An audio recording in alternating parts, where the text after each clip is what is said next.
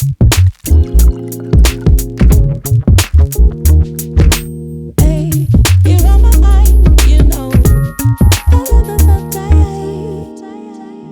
right. Good evening, one and all.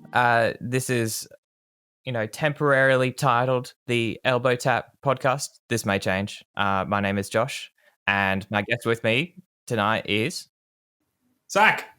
Good to see you, Josh. Not guest, co-host. Co-host. Even better. I've already got a promotion. Yeah, very nice. Very nice. Thanks, Josh. Yeah. Do you get a pay rise? Yeah. We'll talk about that. We'll get to that. That's actually one of the topics in the podcast. This is How much is Josh going to pay me? Yeah. Pay structure. You got to keep that linear pay structure. All right. What are you doing here, Josh? Yeah. So this is a podcast, obviously, and for me, I'm getting used to the idea of podcasts. Zac has done plenty before. And really, we are just two young men in our mid-20s. We'll tell you guys about ourselves in a sec, but really the focus is just going to be like ethics, economics, social phenomena, and any other things that just come up in, life, really. So, well, Zac, I'll let you start and just introduce yourself. Cool. Thanks, Josh. Well, I'm Zac. I am 25. I lived in Brisbane all my life, moved to Melbourne at the start of the year, and then had to endure one of the world's strictest lockdowns. I'm studying my Masters of Urban Planning and really interested in how people live their lives and how they interact with each other and how they interact with the built form. I'm really interested in things like tradition, religion, cultural phenomena. Yeah, that's sort of where I come to. That's the lens I view the world through. Yeah, that's awesome. And Zac, how do we know each other? Went to high school together, which was we did. Great in Brizzy. Yeah. Yeah, so we were in a band together, and it was at one point named Static Flux, and then it was potentially getting renamed to Lunch. I was the only advocate for Lunch. I thought Lunch is a fantastic band name. The rest of the guys didn't buy it, but I stand by it that it was the better name. I like that you used the word bite for that. That was clever. It was intentional, Josh. Thanks. You're an intelligent man, Zac.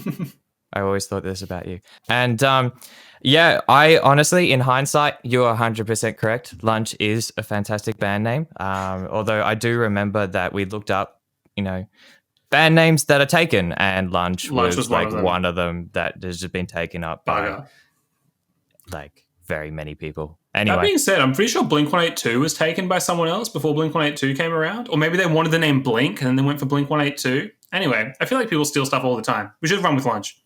We should have. Yeah, in hindsight, we could have done many things better. But of course, when you were 16, 17, you are still very naive and young and dumb. This is just how things are. I'm sorry if the person listening is 16 or 17, but it's true. Sorry. Nothing's changed, Josh. We're still young, dumb, and naive.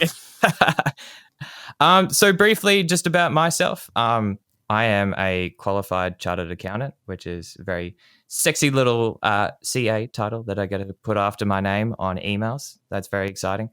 But other than that, I don't actually use my chartered accountant qualification, even though it took 7 years and $45,000.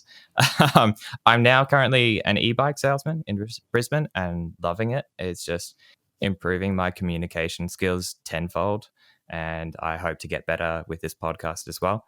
But otherwise, about me, I do just a series of different hobbies to fill my time, make me smarter. Things like I'm getting into bouldering of late, which is really cool. And then volunteering as well. So at the moment, I'm with an organization called Humpbacks and High Risers. We do surveys for whales, and that data feeds into the local university. And then also at the local men's shed, which is really cool. Just doing a little bit of finance stuff there too. But you'll come to learn more about me in the future. Cool as. Look, we just got to do it. Appeal to the masses. It's the elephant in the room, Josh. It's a very, very tiny little elephant just everywhere. It is the phenomenon called the global pandemic. coronavirus, COVID-19. Basically, the subject matter of 2020, even though it's called COVID-19.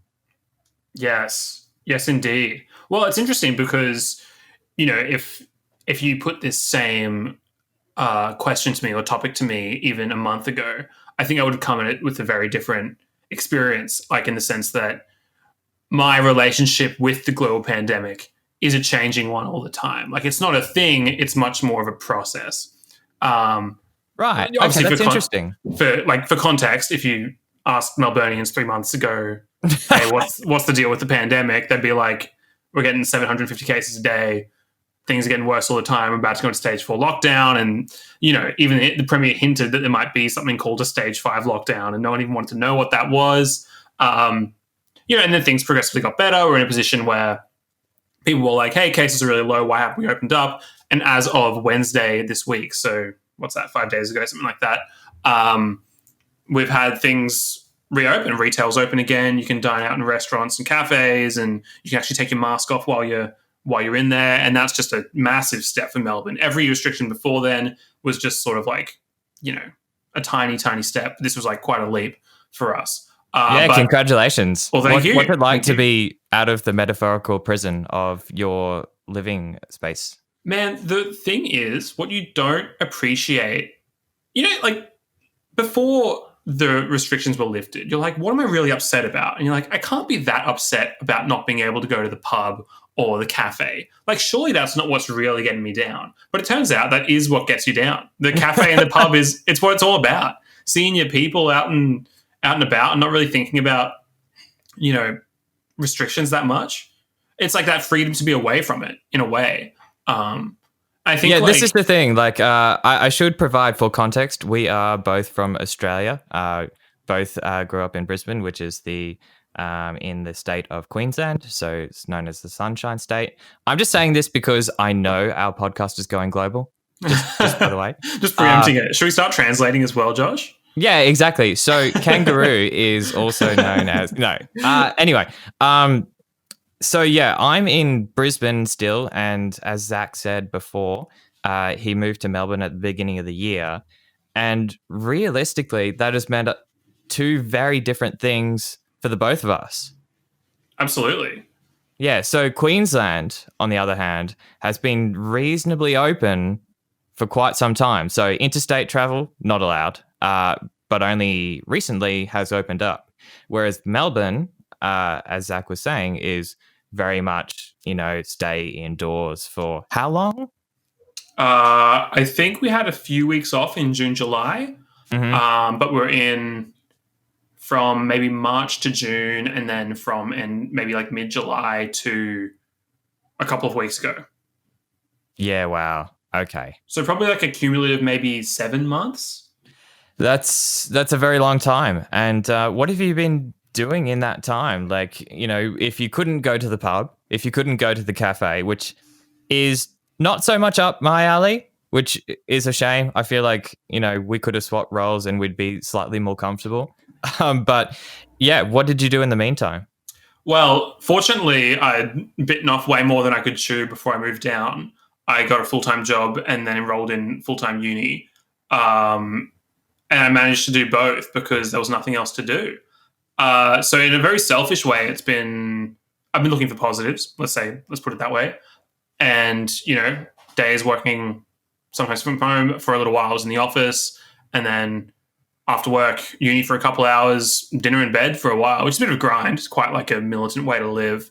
But as of Wednesday, I finished uni for the year. So, sort of in time with restrictions opening, which is exciting. And yeah, just really on the grind with the Masters of Urban Planning and working and trying to keep up my Greek, trying to teach myself Greek. I've tried to keep enough on my plate to not completely lose my marbles, but that social aspect of things has been lacking. Yeah, and if you were to picture yourself as like a pie chart of different aspects, as one goes up, the other goes down, and in this case, social life for you has gone down significantly. Do you think for you, moving forward in a non-pandemic world, what lessons are you going to take away from it? I think the lesson you take away from it is that choice is really important. Like, maybe I wouldn't have been going out all that often if the restrictions weren't in place, but the freedom to go out is incredibly important. The very morbid example of this, I think this is going to be the first thing that gets fact checked, Josh. Either Denmark or Holland that legalized euthanasia, and they, had given people this medication they can take if they choose to end their own life. And very few people ended up taking it, but their mental health improved dramatically because they had the freedom to take it rather than feeling like trapped in this life of suffering. They always had this out. That's really interesting if that is true. I mean, I understand that you've sort of put the asterisks. Please fact check that in post. But yeah, it's just the simple fact that direct action is not what's required for consequence. Sometimes just the option of something is really important. So I guess that goes back to what you were saying about choice. Yeah, if you buy into the choice thing, that unless everything's all predictable within the universe, but we'll move on. Totally, and it's like just that freedom to leave makes you feel safer where you are. Knowing that you weren't dead bolted into your own home, the freedom to walk out the front is like you now feel safer inside and outside because you've got that freedom to move. The time where you were like felt like you were constantly being policed if you left your house in Melbourne was terrible, like truly awful. You feel like constantly on edge outside of your home. And then your home becomes this place that has taken on this really different image because it is the reminder of lockdown. Oh, okay. I see what you mean. It's kind of like, I don't know if you remember in high school and if you did any sort of study, like serious sort of study. I don't know that that's us, but there were certainly people that used their like bedroom as the study place, and then the study place gets confused with the restful sleep space, and then therefore people's sleep got worse as well. Mine wasn't. I conk out like a rock every single time, but that's fine. But yeah, just sort of shifting spanners just for a sec. Shifting spanners. Sure. We'll go. That's a one. Yeah. Yeah, we'll go with it. So briefly, my story over the pandemic was that at the beginning of this year, I was part of an ended relationship, quit my job, and then was planning on going overseas for a total of about 9 months, and pre-booked a whole bunch of stuff. Flew over to South America, to Peru, and was all excited to get going and like do all these interesting, fun things and essentially become a completely different person over the course of a very short time, even though it was 9 months. It happened anyway, but it happened in 10 days. It was brutal. Absolutely brutal. So what was that like, the trip over and the trip back? So the trip over was obviously all exciting, but the trip back, essentially what happened was at the top of this peak or mountain range thing, we're at like 5,000 feet. And then all of a sudden the group tour that I was on, the leader told us that, yeah, this pandemic thing is becoming a significant problem. We are now recommending that all Europeans go home tomorrow. They didn't tell us that the tour was over. They said it's time to go home. But then from there, it was just a series of minor contagions and like hysteria. I saw the impact of people talking to one another, being concerned and frightened and talking to one another to a point where they just made each other feel so much worse. We eventually just booked our own flights home, which costs thousands of dollars, which is just holy moly. Like I'm glad that I had that savings there to get home. So if you didn't, what would happen? You just get stuck there. So you would have been in Peru for the months. Entire pandemic. Well, okay. So how it seemed to have played out, because I met a couple of people over there and they got home. So one guy I met was from New Zealand and he got home in about early June, whereas I had got home in sort of mid to late March.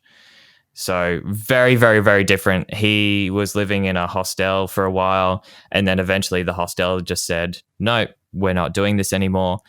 And then he made friends with some locals and lived with them for a while. So I'm like, thank goodness he's an extrovert, because if you're an introvert, then you're in trouble because you don't have accommodation anymore. Yeah, that's brutal. Like, might have been a really cool experience for him, but easily could have gone way, way, way worse. Being kicked out of a hostel because they're closing up. Yeah. Yeah, he eventually got home because they opened up a couple of flights here and there, through long queues. And apparently he was the only one in Sydney International Terminal, which is Australia's major international terminal. He was the only passenger. It was just nuts. So, and I was seeing like photos on his Instagram and stuff like that. It was phenomenal. Anyway, to finish the rest of my story was just a series of flights with borders closing, sleeping out in the front of airports, and just 48 hours of hell, but eventually made it home. And I was much better for it. Did the 2 weeks in isolation and then just tried to decide, well, what do I do now? You know what's interesting is when they first announced basically that coronavirus was going to be a big deal in Australia, I was in quite a wealthy part of Melbourne. It was just like a little sublet before our real place opened up. Mm-hmm. And the panic buying there was off the charts, right? Like crazy. Yeah. Truly just like people looking out for themselves. Toilet paper. Everyone has toilet paper. Why? Well, you are not pooping more than you were before. Exactly. Well, the thing is that when you go to the places where people have money, they can afford to stock up, right? Yeah. If they want to buy all the toilet paper on the shelf, they wouldn't even see that money out of their bank account. The average, the median house price in Toorak for a house is $3.4 million. Oh, wow. Okay. Right. Yeah, and I was like near Toorak. This is like crazy. This is crazy money.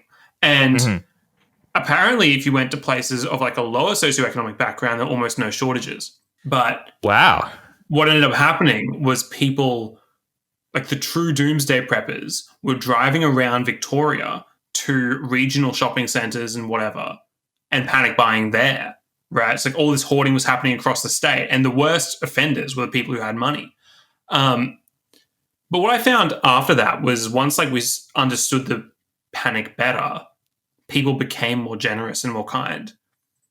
Once we truly started to understand the danger, I don't think it's the danger so much that makes people panic, but the unknown that makes people panic. Is there some truth to saying that people with a decent amount of money are used to stability? Like they seek it. That's why they work so hard. Like that's what they want from their work. And so stability also equals preparedness. And so when things like this come up, that's just their mindset. They don't think about other, the community at large, but rather I need to ensure my stability because that's what I've spent my life doing. Is that oversimplifying it? I think that's exactly 50% of it. I think the other 50% of it is they have a lot more to lose. In the sense that I actually, as someone, no dependents, no property, decent job, but whatever, I'm quite comfortable having very little. I don't have to maintain a property portfolio. I don't have to maintain, these maybe very lucrative businesses with very high expenditure. I don't have this stuff to lose. If I woke up tomorrow and they're like, Zach, you've been kicked out of your rental. Also, you're fired. Also, you failed all your courses at uni. I would still be fine. I'd still just figure it out. But these people are like old money, manners, expensive cars, property portfolios. They've got these 4 commercial investments, whatever. If they start seeing things as like uncertain, they could lose it all. They could lose generational wealth.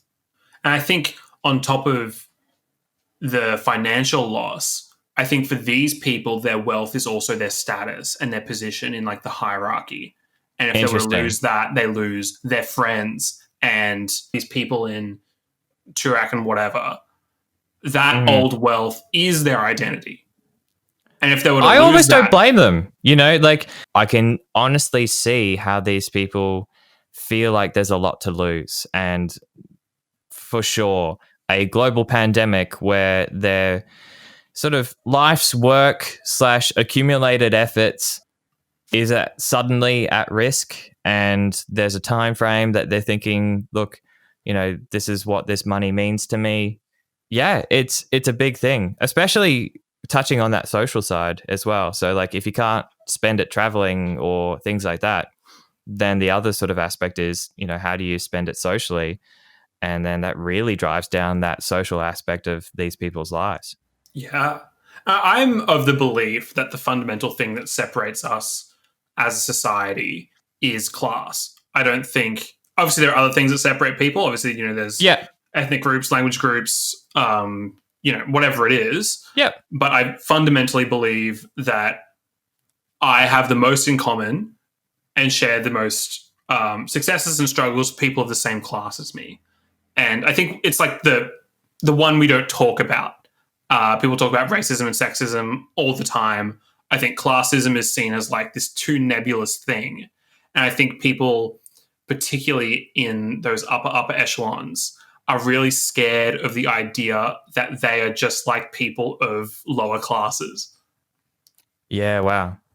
So I guess that really touches on all the really sort of hard-hitting aspects. I mean, no, it doesn't touch on all the hard-hitting aspects, but I think for this conversation, I think that's enough, because I don't want to drive each other loopy, because we probably could talk about this forever. Yeah. And so to give a little bit of lightheartedness to this conversation, I did want to briefly ask before we move to the next topic, what do you find really irksome about the situation? I want it to be the most petty, paper cut, sort of trivial annoyance that has arisen from this global pandemic. Josh, I'm prepared for this question. I've read the notes. I've got it lined up for you. So when I picked this place to live, one of the huge perks of it was it's right next to Collingwood train station. Easy way to get into work. Sub 20-minute commute. Unheard of, right? Yep. Now I work from home next to a train station, and just all day, all day, driving me up the wall, dude. Sending me absolutely loopy. Yeah. Okay. What's your number one? Oh, that's really good. Like, I am very impressed. That is just the world telling you in the silliest, most trivial way, you suck. Take this every single time. And it's like that constant reminder too. It's just very frustrating. And the other thing is the horns aren't always the same. They're manually controlled. So sometimes it's just and sometimes it's So like you just get to know the drivers by the type of like toot. Yeah, dude. Trains toot. And some of them are real pieces of work, man. So the thing that I find irksome, this is less trivial, which is less fun, but I can make it funny for sure because I can tell a story. So in my work, we now have a COVID-19 policy, and it's not written down or anything, but it's really just about managing the number of people in the store because we don't want it to get too crowded. And there are people that come to the storefront, read the sign that is on the front window saying, at the moment, we are doing appointments only. This is to manage the people in our store due to COVID-19. Thus far, completely reasonable. Like, this is just something that we have to do. I go to open the door to a customer just to walk in. And I'm like, okay, hi there. How are you going? How can I be of service today? And they say, yeah, so I'm looking at electric bike. And I'll say, sorry, do you have an appointment with us today? And then they'll just give me this look like I have stabbed them in the back and taken their money and run away. It's just, they give me the filthiest look. And then the conversation goes on and it gets worse. And it's just, yeah, so unfortunately at the moment we're just by appointment. But if you want to come in, I do have a little bit of time. I'll just need to grab your contact details, and then if you could just use some hand sanitizer. And again, they feel like they look at you like you've asked for their firstborn. Yeah, exactly. It's just like, what do you expect me to do? Like, this is common knowledge, and I understand that it can be frustrating that they just came to do this thing and they wanted it done, and maybe they tried to tick something off in their to-do list for the day and then got rejected. Everyone thinks they're the special one, Josh. That's the thing. This is the egocentric predicament. Yeah. This is just what it is. And this is where it comes to the irksome bit. They turn away and say nothing. Really? Just nothing at all. You don't have to be happy. I completely understand not being happy about the situation. Like that, I can empathize. But this is not me. And when you're dealing with another person, just say, okay, that's frustrating. And I'm like, yes, I agree. It is frustrating. And then have a little bit of a laugh about it and then try to just move on with your day. Yeah, this bothers me much more than people not reading the sign. It's the loss of humanity that really bothers me about this story. This drone at the counter just is, a tool that I can use when I want an e-bike. Yeah, this is the thing. It turns me from a human talking to a human to I'm a self-service checkout thing. Yeah, dude. Par for the course. And Gosh, you are preaching to the converted here. I've worked at a supermarket for like 4.5 years. The number of people who would be on the phone, slap their things on the counter, keep talking on the phone, swipe their card, walk off, still talking on the phone. And it's like, well, I may as well just go fuck myself, I guess. Like, all right. I think tragic. Yeah, we never actually talked about whether we bleep stuff or not. I think I'll just make a note just in case we do. Maybe bleep. I don't know. We'll see. I'm not opposed. Like, this is the thing, but it's just something didn't think about. I'm not a big swearer, but for the emphasis, the story really needed it. Oh, it was mandatory. Absolutely mandatory.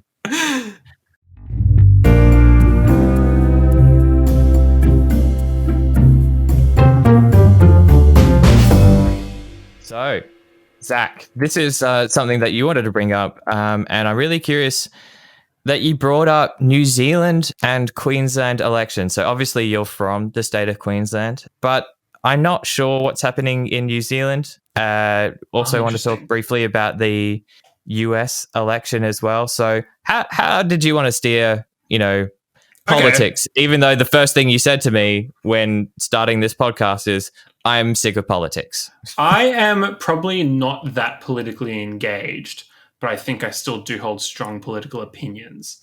Okay. I don't follow the news cycle so much. The reason I brought up New Zealand and Queensland is, I guess, because there's quite a mirroring effect of the two. Obviously, the elections happened very similar times. Both times, a woman leader of the Labour Party won by a considerable margin. Obviously, in Queensland, it wasn't as big as New Zealand. So the first question I have for you, Josh, is do you think people look for stability in pandemics, or are they looking for a stronger social safety net in times of uncertainty, which I would say is the appeal of the Labour Party in both New Zealand and Queensland? Okay, so purely focusing on Queensland, this is exactly how I voted. I said, in times of instability, I sort of said, look, why don't we focus on maintaining consistency? And this is really coming from my roots of business world and economics, in that stable growth is good growth. As long as there's a level of predictability, I think we're in good sorts. To make my colours shine through on the podcast, I think that the LNP in Queensland are, at least at this point, predictably extremely corrupt. Interesting. I think I have voted LNP in the past, but I did this. This is a bit of an aside, but it is about the election. I did this assignment for uni about sustainable development, and I was looking. You had to pick a sustainability issue. It can be a particular, a very local one, or it can be textile waste globally. You can sort of go to whatever scale you like. Yeah. And I was looking at this dam proposal in Queensland. And you're going to think that I'm about to defame somebody, but this is all true. The dam proposal is in this place called Urunna, it's west of Mackay. Okay. And this dam has been proposed dozens of times since the 1950s. And every single time they do these feasibility studies, and every single time it doesn't get up because it just doesn't stack up. The environmental concerns are just extreme. the rest of it. It doesn't make money. It's not actually that good for jobs, whatever. It is conveniently near coal mines. Anyway, since the last federal election, there's been about $10 million given to this Queensland company for, again, like feasibility studies into, should we build the Urunna Dam? And all of these $10 million was meant to be like all these separate grants, and they all ended up funneling to the same company called Bowen River Utilities. Anyway, Bowen River Utilities has 3 employees. One guy's on the LNP exec. He's the boss. Another person, I think it's just like a media relations person. I didn't find any dirt on her. And the third employee of that company is Deb Frecklington's husband. Right. And Deb's had a campaign promise to build the Urunna Dam. Right. Like, okay. Just this extremely, almost incestuous relationship with, the federal government to steal this funding to give directly to her husband's company. Really, gross stuff. Yeah. So as far as politics is concerned, I think what you've said is so far, objective.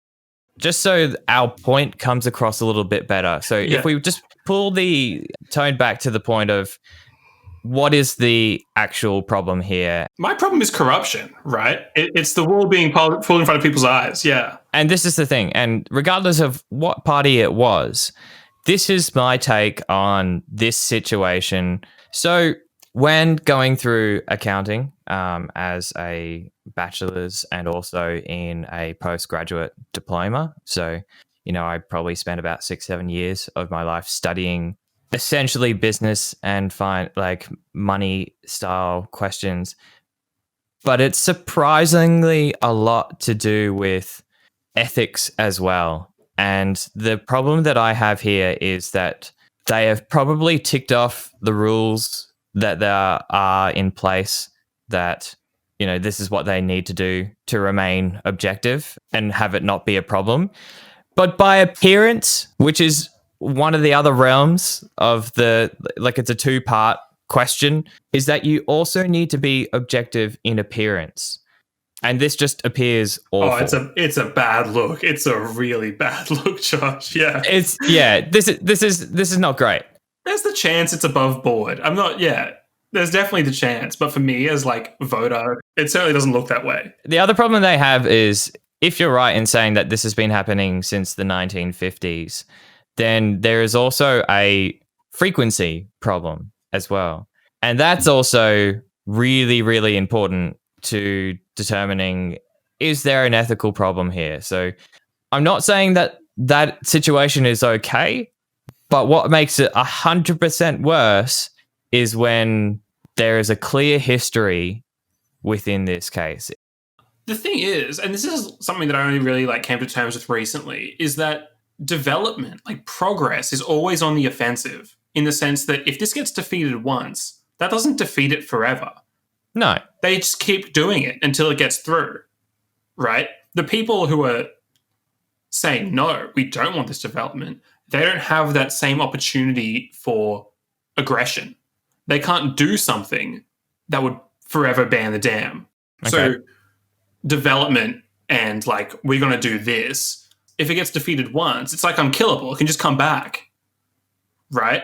And these social, or not always social issues, just have they're like zombies, right? The Republic referendum, for example, in Australia, that gets knocked back, and it might happen again soon, and maybe it'll just get knocked back then.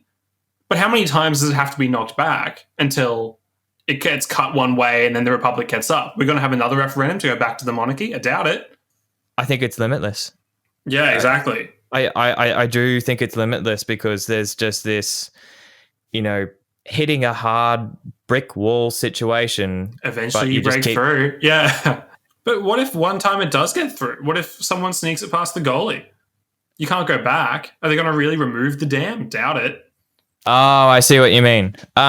So I guess my question to you then is, what if this was a subject matter that was really important to you, or you thought that it was, ethically sound and it was hitting a different sort of wall? Would you want to be able to keep hitting at the wall?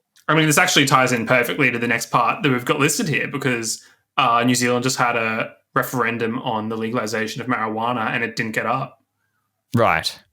which is a cause that I think isn't obvious. I would vote yes. I think marijuana should be legalized. Mm-hmm. Would I want the ability to then have another referendum at some point and vote yes again and hopefully get up that time? Of course. Mm-hmm. But again, I appreciate that it's like this constant march of progress, and I would want overwhelming support before it got up. I think if I got 51% of the vote, I'd say don't put it up. I don't think that's enough. I don't want this to feel like a contentious issue. I want people to Interesting. be excited by this and have overwhelming support. So how about New Zealand then? So what was your point in New Zealand about the legalization of marijuana, for example? So they put 2 referendums up at the same time as their federal election, I think. That's how it worked. Everyone's went to the polling booth on the same day. They had the federal election. That's efficient. I like that. Yeah. There's this point about it was like a way that George Bush got the vote out in the US was to like put these controversial bills at the same day. So then people went to vote on the bills and then like, I may as well vote for George while we're here. Yeah, I think it's great policy. So they had the federal election, obviously, and then they had the marijuana legalization bill, and then they had the right to euthanasia bill as well. Yeah. And that one got up.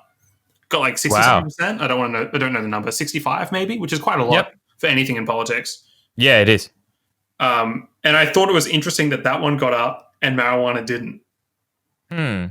So New Zealand, roughly, hang on, I'm going to look up how many people are in New Zealand because I feel like this actually contextualizes the conversation.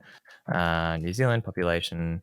Can I guess? Currently just shy of 5 mil. I was going to say 4. Cool. All right, I was in the ballpark. Yeah. Okay, so I think one of the benefits of living in New Zealand is that their population is just low. Like relative to these big countries, it's just easier to manage. I think, especially with their current leader, Jacinda Ardern, is that right? Yeah. Yeah. So Jacinda is a very progressive figure and has seen, from what I can see, a lot of success in New Zealand. So I'm not surprised that a controversial referendum was successful. I don't know why the marijuana versus euthanasia, why it wasn't yes for both. There's obviously something else going on there. Do you have any opinions on that? I think that part of it was that Jacinda Ardern actually endorsed the euthanasia bill while she said she was staying out of it with the marijuana bill. I think that's part of it. I also think that euthanasia bill was just sold better to the people. But maybe there's like this undercurrent of people who are anti-drug legalization who I'm not really sure of.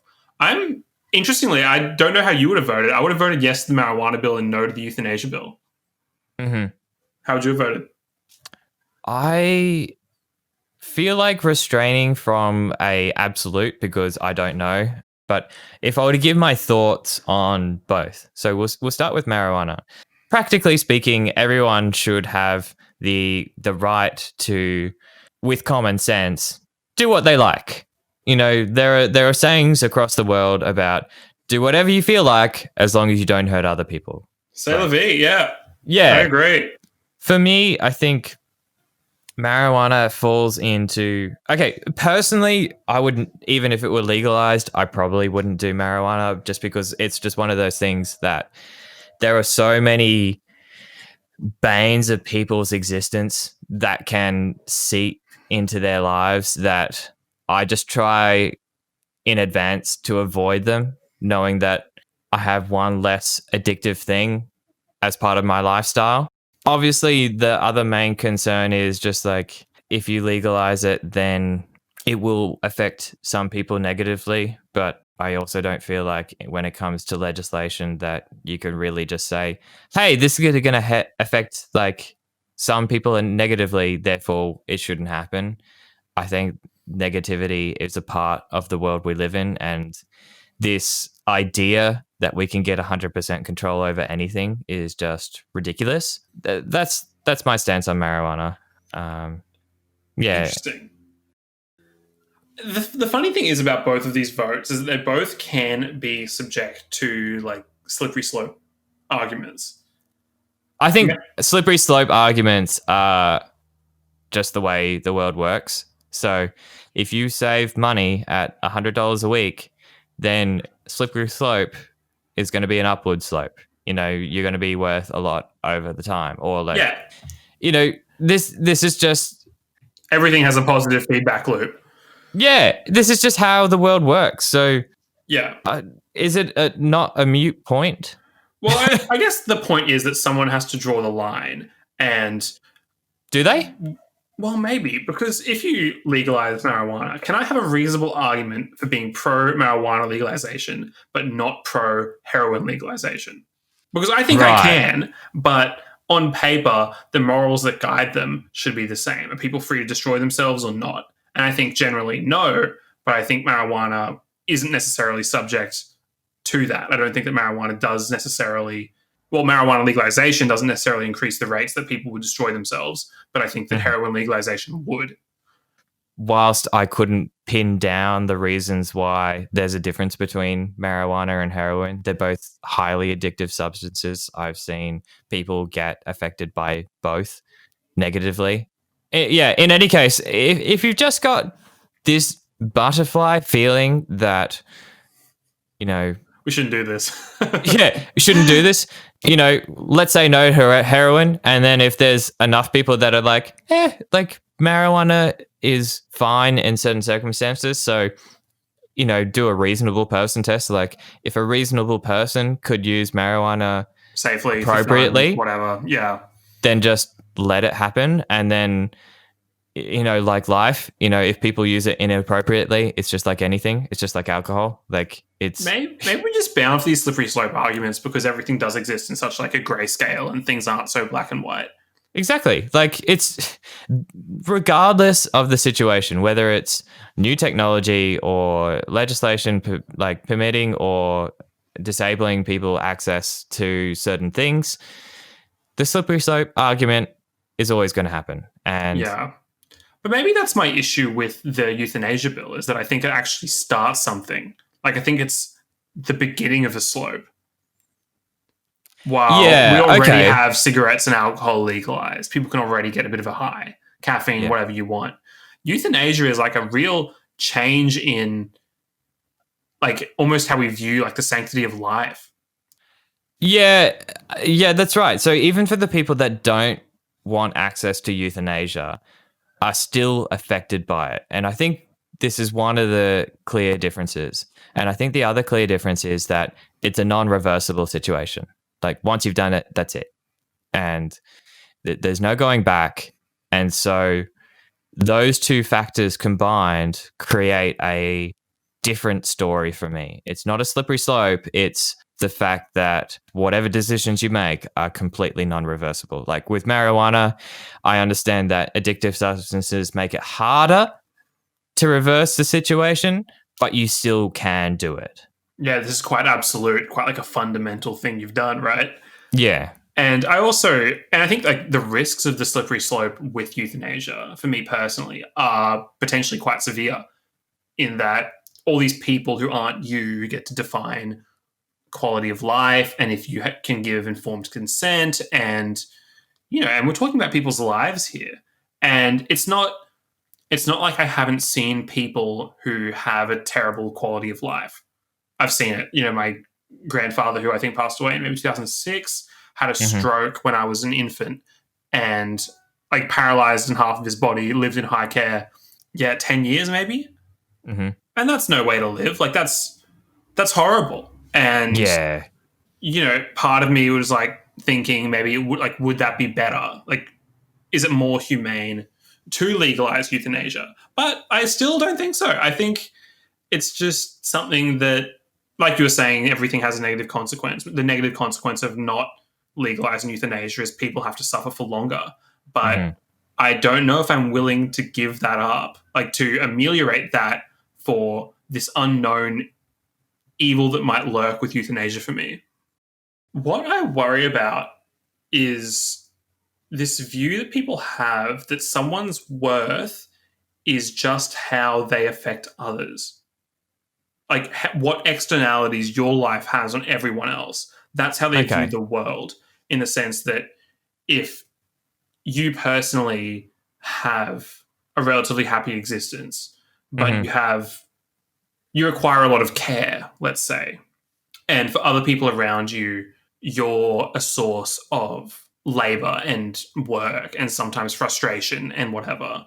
I Hmm. think a very utilitarian way of looking at that would be, well, if this person's causing harm to people around them or is sapping people of their potential around them, whatever it is, would the Hmm. world be better if they weren't in it?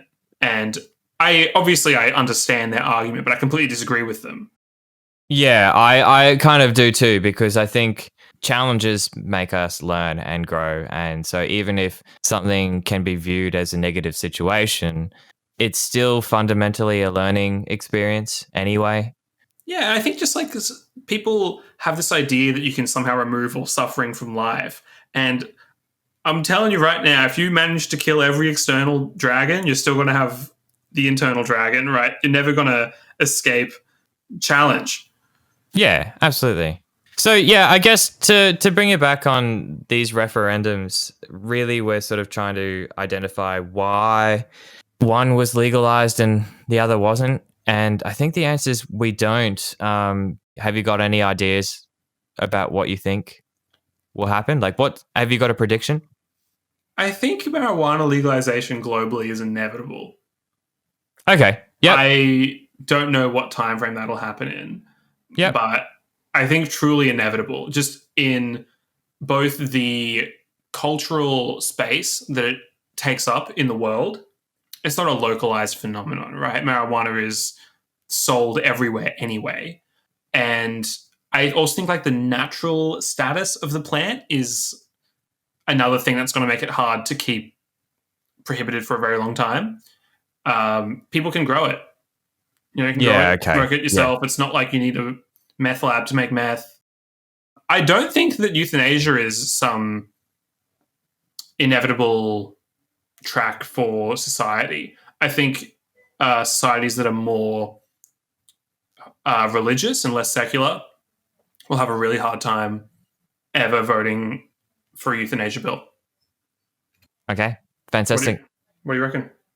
Uh, Honestly, I think without we could probably go on for quite some time. I'm happy to leave it there. If you're happy to leave it there. Yeah, sweet as. Okay. Let's do the next topic then.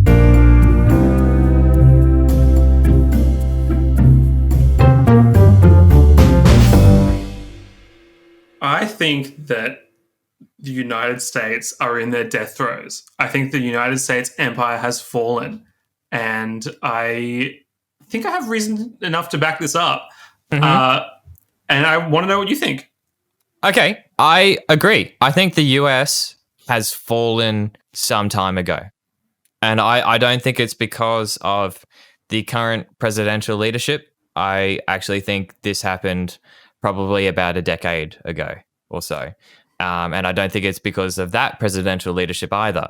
I would put it to the economic power of China. Socially, for so long, the US was just envisaged as this powerhouse of an economy that just ruled the world. Like everywhere you went, you could pay for things in US currency. And they were somehow this, leader by default or leader in, certainly in the Western world, like of how things happen. Like, is it because all our media came from there? Is it because, they quickly rose to a very large population and just had a lot of trade throughout the world, what have you? That is now past. They are not the biggest economy. They have so few people relative to the entire global population. I think the US empire is somehow staying afloat through some stigma, but quite frankly, things that underpinned that success had fallen some time ago. Yeah. Oh, there's this term in biology where a population is, I think, functionally extinct, but there's still Oh, interesting. members of the Yeah. species. So Yeah. things can still be going, but you can tell that they're over, right? If your Yeah. car's barreling down the highway and then you rip the keys out of the ignition, you still go for a little bit, right? I Yeah. think that's the stage that the US is in. And so what does this mean? Like, why are we posing this question?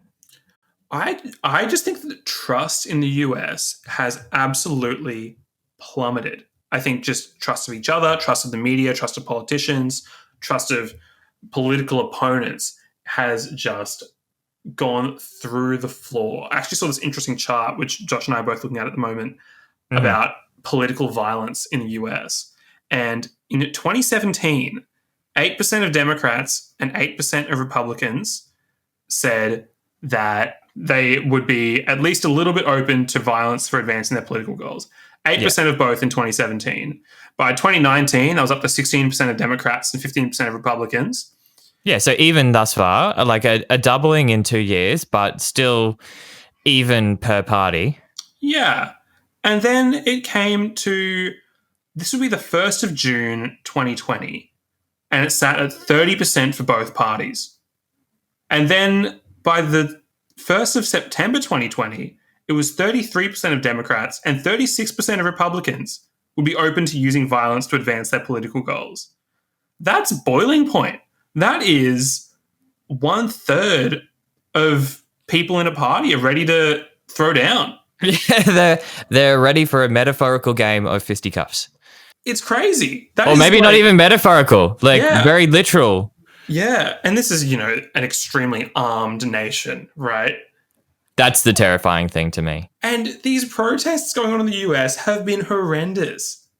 Yeah. They've been non-stop, violent, horrific. Just, shops being burnt down, people being killed, police brutality. It is just off the charts. I think there's this growing group of people in the US that don't believe that it can be fixed. They think it's rotten to the core. Yeah. And then there's the other side, the other camp that think there's nothing wrong with the US. This is the greatest country that ever was. It still is the best there's ever been. Yeah, and I think you're 100% right. Those people can't get along. There's no middle ground that they can come to terms with. When really, the truth is, the US has problems. Let's fix them. And that's all it would take. This is almost like, from an outsider perspective, it's difficult to just be like, hey, US, it's time for an intervention. We just need to talk through things and just be like, look, you are a magnificent country. Like, I have no question about the fact that the US has done some incredibly awesome things. And should they decide to, they would continue to be magnificent. But I think there's just this level of stubbornness that exists that they can't accept their faults and move on. And thus you get this dichotomy between people that are accepting of their faults and wish to change things. But see, the thing is, I don't think that there's very many people in the US who recognize that it's flawed. I think there are people who think that they've seen the faults and they've either said, well, these faults must be structural faults and the whole thing's collapsed. And there are people who see the faults and they're like, no, that's just a scratch on the surface. There's nothing wrong. Yeah. No one's like, oh, we should probably patch that up. Actually, no, I tend to agree. I think the thoughts, the difference in opinion have become radicalized in order to sort of just slightly shout over the other person so you can be heard. And so it just becomes this, room of people at a restaurant where, each table is yelling just slightly louder so that they can hear each other. I don't know. I don't think that either candidate winning the election would make any difference to this trend. I think it's just a path they're going to have to walk down. Don't get me wrong. I think the US will be reborn and at some point after this as maybe a unified country again. But I don't think that Biden can save them. I don't think a second term of Trump will save them. I think it's a real possibility that things radically change in the US. We have this idea that like empires can't fall because we've never seen one truly collapse. Not in our lifetime, at least. At least, yeah. But Soviet Russia looked like quite a force at one point. Yes, and that's probably the most recent empire that's fallen for us. Yep. You and I didn't really get to experience that. No, not at all. Again, came back in a form that maybe isn't the most wonderful, but yeah, certainly has like got the cogs moving again in a different fashion. Yeah, Went from a that's right. country that, for example, like radically persecuted religious people to a country that celebrates orthodoxy as their state religion, right? This is just an example of how things can change quite quickly for Yeah, and that's a time countries. frame of only about 40 odd years. Is that right? Yeah, I think so. So maybe the time frame for rebuilding an empire isn't centuries. Maybe it is decades. I think with the rate of growth as it stands, I 100% agree. As much as I am a proponent of stable growth, when people discuss, slowly changing things over time, I think they've got timeframes really, really wrong. I think agree. 50 to 100 years is such an enormous amount of time. Yeah, talk 15, talk 20. The number of radically different things that can happen in a mere couple of decades, as simple and as obvious as it sounds, the fact that I didn't have a smartphone until I was out of high school, this is only 6 years ago. Progress and growth is really happening at a rate never before seen in human history. Yeah. And so when we're looking at the US empire, I think we're in some sort of agreement that they're at a point where they need to demonstrate how they go from here, and that if they really want to be the powerhouse of the world, they need to be that top 5% or that top 1% that shows us in a situation like this what to do and be a demonstration of success. Otherwise, they will inevitably be we will be roasting marshmallows over their empire, over their economy, over their social status in no time. Totally. Well, mate, next time we record, we'll probably know what the results of the election Yes, absolutely. It's exciting. Is it exciting or terrifying? I don't know. It's something. It is something, and something always happens. That is one truth I can always say. Gosh, should we leave it with that nugget of wisdom, Josh? I think in future, this has been a really heavy-hitting podcast, that's for sure. And I honestly, if I were to say some of the things that I've said again, I probably would change them because, that's how conversations work. You just you say something out loud and then you're like, no, I don't even know that I agree with that. But at the time, it's you just what I said, yeah. what's now recorded. Whoops. But there's certainly nuggets of truth, and I think that's really what I want from this podcast. I've certainly learned a lot, and I guess that's one of the things from this podcast I was really hoping for.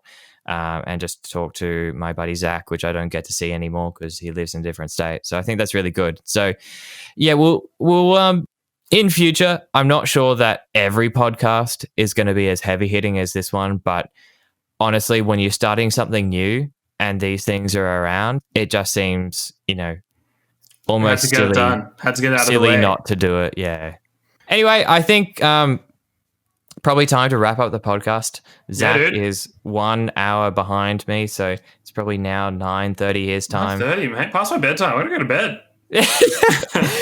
Yeah, long gone are the days where you could stay up all night gaming and that sort of thing and still be a reasonable human the next day.